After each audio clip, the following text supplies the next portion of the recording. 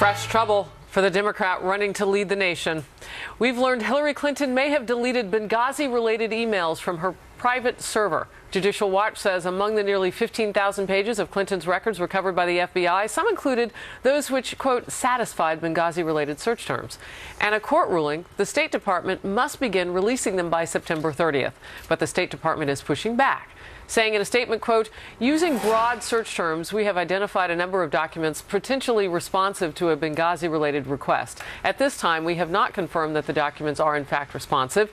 We have not determined if they involve Secretary Clinton, end quote. What does that say to you? It tells me that there's some information that was previously there that she's gone and wiped off. But not to be a nag, but it goes back to the original sin, which I keep saying over and over again, which was the decision in the first place to not use the official State Department email account, because she didn't have access to that, as well as the classified, or the high side, as people in government call it. And that's where you set yourself up for really endless errors. In my opinion, everything that came after that initial decision is part of the domino effect. It was always going to be there. It's a matter of people going in and uncovering it, but there's going to be a disaster area. Endless errors. And did you notice the date, to James Rosen, who covers the State Department? September 30th. That's troubling. Why so? Because it's so close to the election. Well, that's true. Oh, you're talking about the production date. Yes, I thought the date of the email. Yeah, you know, first of all, it's not a great advertisement for BleachBit, which was apparently the software that was used to wipe clean the server. That which was BleachBitten was supposed to stay BleachBitten, and apparently it hasn't. Maybe the cloth kind of nullified the effect. Sufficiently washed. Look, you're going to be hearing about quote-unquote new Hillary Clinton emails pretty much for the rest of your life. Just as we are hearing about still new Nixon tapes. Oh. Look at Megan. She looks like she's about to pass out. You are. I mean, and there are going to be CD-ROMs of them sold, and there are going to be thick annotated books. Hillary Clinton's favor. Yeah, right, exactly. Doesn't this work in Hillary Clinton's favor? Because if we get exhausted by the topic of looking for the truth, I mean, that's what they do with journalists all the time. Throw as much as you can at them, and those wacky journalists, those Harris Faulkners out there will just get trapped in the paperwork. Who was that person? What was that? Wow. Is that some Valley Girl, like journalist? Like but I know they talk about us like that. That's a classic Clintonian tactic, though, is make it as complicated as possible. Without that voice, but to make it as complicated as possible, so people ultimately, they hope, lose the attention, don't think nothing's there, et cetera, et cetera. I thought the convention had highs and lows, the RNC, but the most emotionally intense moment for me was Pat Smith's speech, who's the mother of the soldier that died, or the man who died, one of the people who died in Benghazi. Sean Smith. For so many people, when I go home to Arizona, Benghazi is something that is brought up by my brothers, by their friends. There's still so much anger and intensity on this specific issue, and it's not going to go away. And the fact that 9 days before the election is the time when I'm going to find out what's in these emails that relates to Benghazi is going to come out. Well, it'll be a month, but yeah. Didn't you say October 31st? September 30th. September 30th. Excuse me. Yeah. Well, whatever. Well, it's close enough to the election that it probably won't be.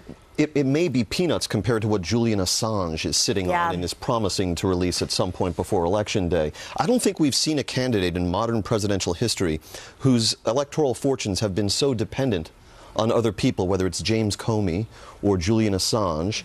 Say what you will about Donald Trump, there is no other third person on whose words or documents we're waiting to make or break his candidacy. What about the tax return from Mr. Trump? I'd like to see that much more than I'd like to see any more Hillary Clinton emails between her and her staff. But those are his own tax returns. It's not the FBI. Pretty important, though. You know, sure, but I don't know. I'm not certain that the tax returns of Donald Trump are going to materially change our view of the man. But are you happy to just trust that? It's not like the IRS is investigating him. I mean, that's not what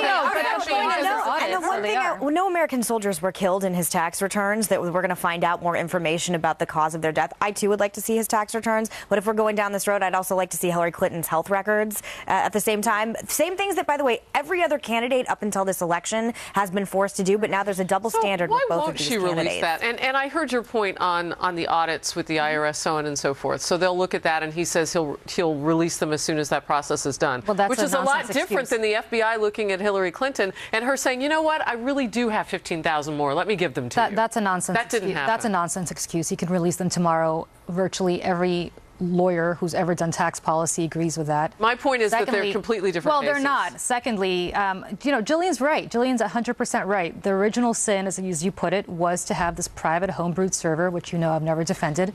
That all emanated from, everything else emanates from that very stupid decision to have done that. But I will say, you're also right. I'd love to see his tax returns. I'd love to see their medical records, both of them, not just one that he had some gastroenterologist. Why do you think she won't release hers? Her medical records? Yeah. I think she should, and I think he should as well. I don't know. Why won't he release his? I mean, why won't he release either? It baits conspiracy theories, too, which is, trust me, at a fever pitch on the internet right now. When you don't have transparency about who you are, your lifestyle, who you are as a person, your finances, automatically it's going to create paranoia. And I'm telling you, I myself fell down an internet black hole about Hillary Clinton's health records about a week ago, and it's not a nice place to go. And I follow you on Twitter, and I mean, who called you? It's a very internet black hole. Favorite bunny to hold. Sorry, you needed a hug, I was like girlfriend. up in the middle of the night in bed, and I was like at Hills. There's a Twitter account that's allegedly her medical records, and I was like, this is ridiculous. And I was like, oh my gosh, is this true? And that's the problem. It's not. It's like just some brand up Twitter account. Just release it. Make transparency. Make everyone comfortable. But she has to run down the clock. That's all she's got to do, and that's what she's doing right now. Did the September 30th date make it more difficult to do that? We'll have to watch and see.